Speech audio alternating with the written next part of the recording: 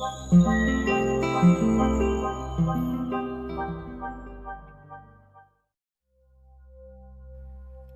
find your perfect match for 2017. Hi everyone and Happy New Year! If this is your first time coming to my channel, welcome. Otherwise, welcome back if you've been here before.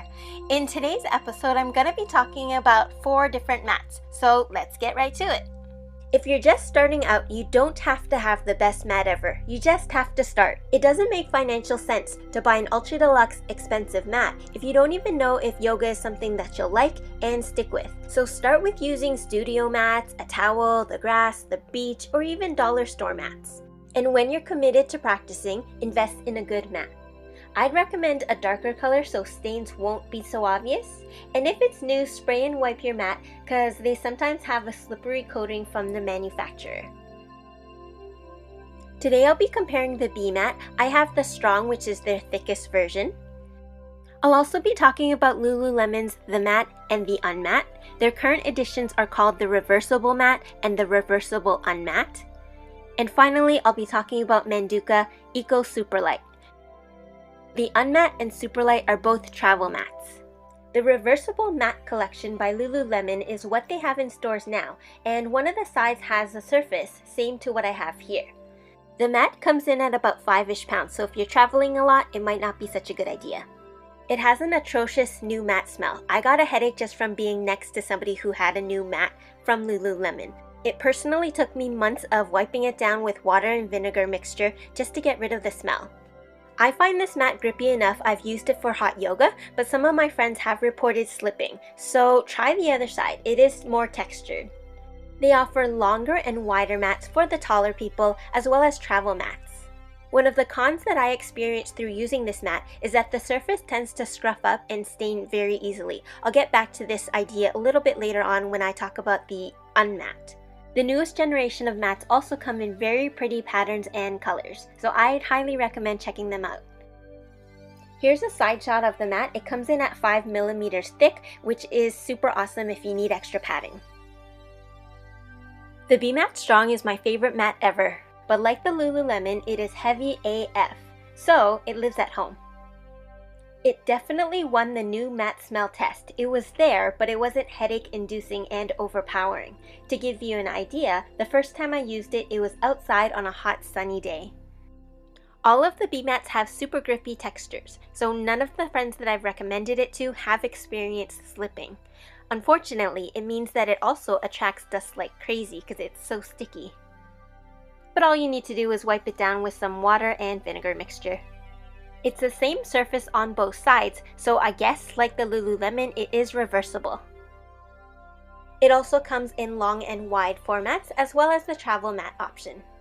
However, the travel mats do not fold as much as they advertise that it does. It does not fold very nicely. My mat is 6 millimeters, which is a little bit thicker than Lululemon's, but it also comes in 4 millimeters as well as 2 millimeters. And now, travel mats. I take the bus and subway all the time, so it's important that I'm carrying a lightweight mat. The Lululemon travel mat is about 2 pounds, with similar properties to their thicker mat. Unfortunately, it doesn't fold, so I still have some problems navigating the subway system. It is my choice for hot yoga because I find it grippy enough. The only exception is when I have giant puddles of sweat, in which case I simply wipe it down and I'm good to go. This is a shot of the staining, keeping in mind that I do wipe after every use and take fairly good care of my mats. And I know it's a light color and somewhat expected, but I've actually seen this prominently in some of the darker colored mats as well. Here are some shots of the scruff marks on my mat. I really do take care of my mats. I don't know where these came from. Please also note that these are super up close shots, so they're not that bad in person.